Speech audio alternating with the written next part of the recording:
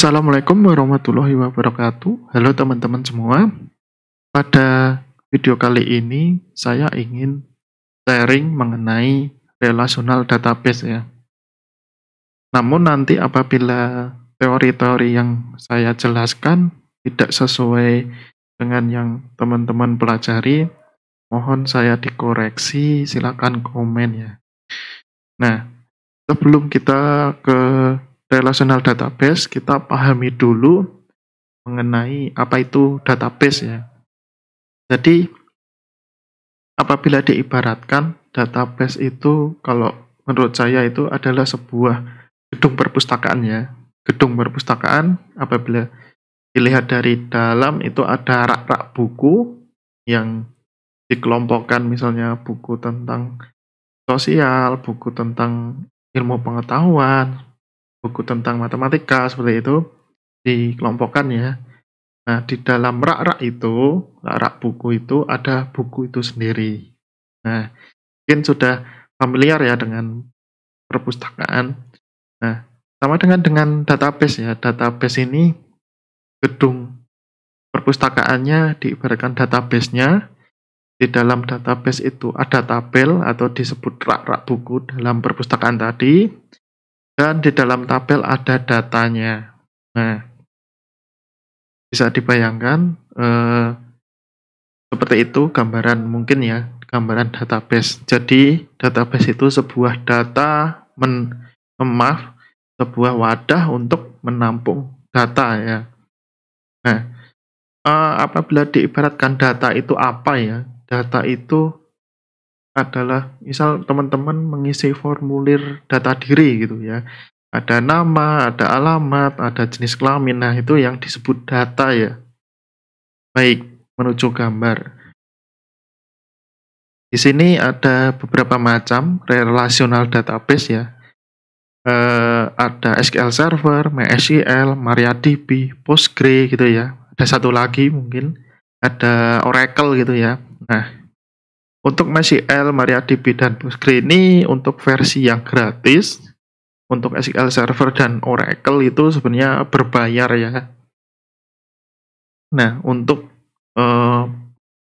pembelajaran kali ini mungkin menggunakan database MySQL yang sudah familiar ya sebenarnya untuk teman-teman programmer atau yang dalam belajar bidang IT gitu ya. Nah, di sini semuanya menggunakan standar bahasa, yaitu menggunakan bahasa SQL atau disebut query ya, standar query language. Nah, standar query language ini apabila dikelompokkan sebenarnya ada 3 ya, ada DDL, DML, dan DCL. DCL itu control, digunakan untuk permission, ada grant, ada revoke gitu ya. Kalau DDL itu data definition ya, data definition language, digunakan untuk membuat database-nya, membuat tabelnya gitu ya. Jadi apabila teman-teman sudah pernah membuat database, membuat tabel, sebenarnya itu sudah masuk kelompok DDL. Kalau DML itu manipulation data, jadi datanya yang dimanipulasi, diubah atau ditampilkan, ada select, update, atau dihapus, delete gitu ya. Nah, itu disebut kelompok DML gitu ya. Nah, inilah ciri khas dari relational database. Kemudian kita pembahasan ke database servernya. Jadi database server sebenarnya untuk umumnya itu dibagi, menurut saya ya dibagi 3 cara penginstalannya, yaitu pertama dari database server, yaitu teman-teman langsung menginstal misal MySQL itu langsung ya tanpa tools di komputer masing-masing atau di server gitu ya, sebenarnya bisa gitu ya. Atau melalui tools yang biasanya digunakan misalnya untuk uji coba secara lokal ya di komputer masing-masing gitu. Nah, tool itu ada misalnya yang umum itu exam ya, kemudian saat ini ada Laragon gitu ya, Exam dan Laragon ini. Nanti saya sarankan atau tutorial yang nantinya akan saya buat itu menggunakan Laragon. Karena saya familiarnya dengan Laragon ya, Exam ini sudah lama tidak saya gunakan.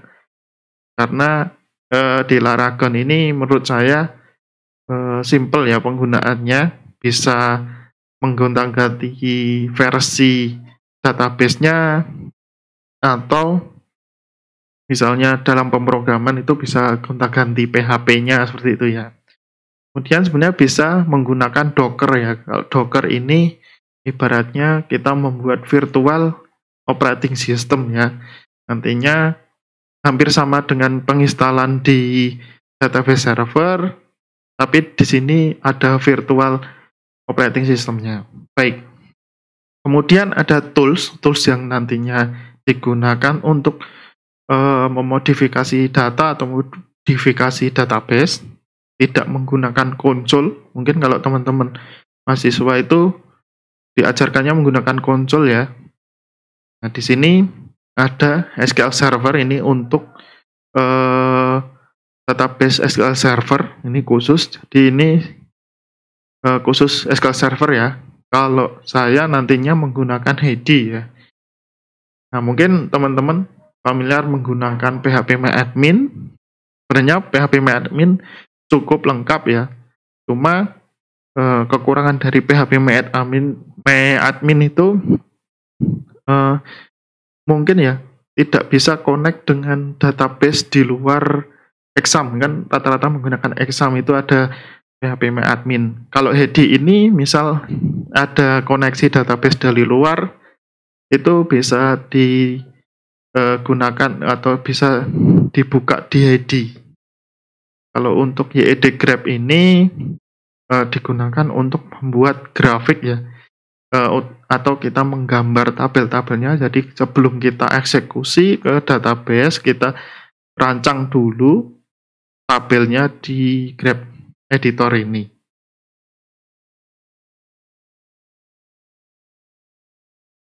Kemudian materi yang nantinya saya akan buat, ada playlistnya ya nantinya ya. Yang pertama ini ada tipe data. Tipe data ini kita harus memahami yang namanya data mana yang kita kelompokkan ya, ini tipenya apa gitu. Maksudnya gini, untuk nama ini nanti misal nama, alamat, nomor KTP itu menggunakan tipe data apa gitu ya. Kemudian ada bisnis proses. Bisnis proses ibaratnya gini, apabila teman-teman ingin membuat database, lebih baik tahu dulu apa yang akan dibuat. Nanti kita belajar ada kasus gitu ya, misalnya ticketing pada bioskop. Check-in pada bioskop itu prosesnya seperti apa, nanti kita ubah ke bentuk database gitu ya. Kemudian kita pahami relasi tabel. Relasi tabel nah, nantinya kan dari bisnis proses akan dibentuk tabel-tabel data, tabel-tabel data itu ya, nanti dihubungkan. Nah, itu saling berelasi ya. Misal ada data pembeli tiket nanti dihubungkan dengan dia beli tiket apa untuk film apa gitu ya.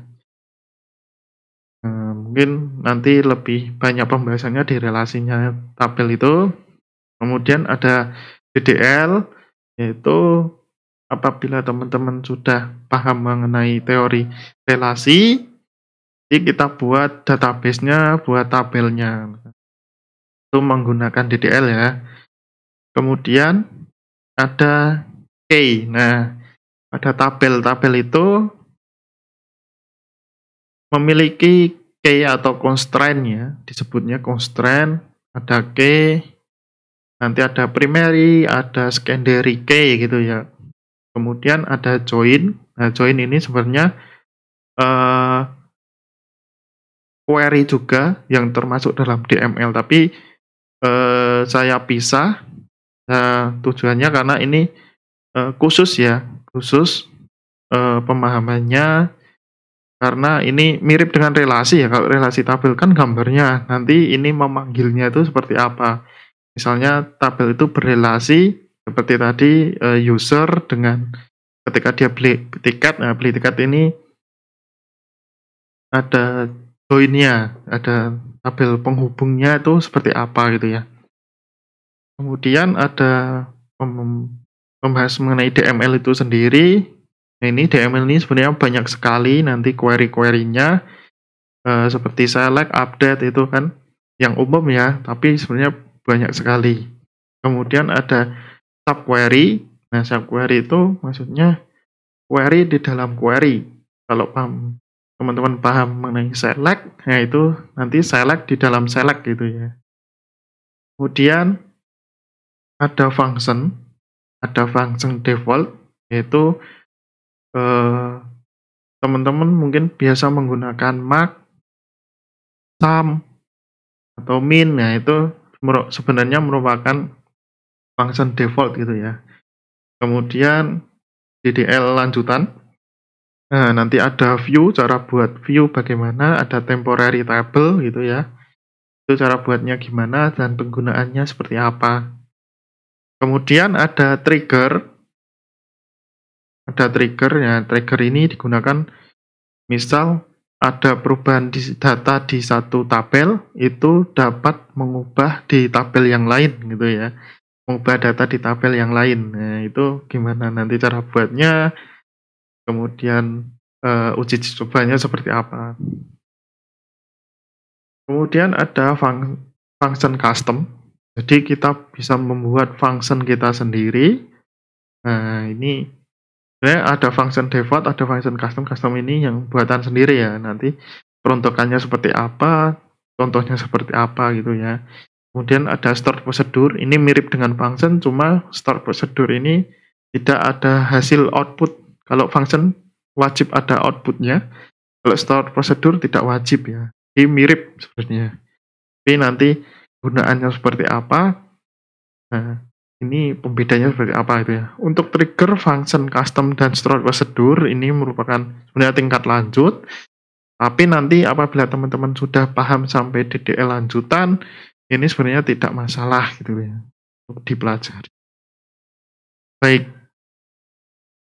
Nah, ini contoh DML ya. Nanti ini yang umum, dan ini bagian-bagiannya seperti itu. Ini nanti saja kalau sudah sampai ke playlist DML, kemudian ini contoh function ya, seperti ini. Ini juga nanti, ini function default, ini juga nanti kalau sudah sampai ke pembahasan function. Baik, terima kasih. Mungkin itu dulu yang bisa disampaikan. Assalamualaikum warahmatullahi wabarakatuh.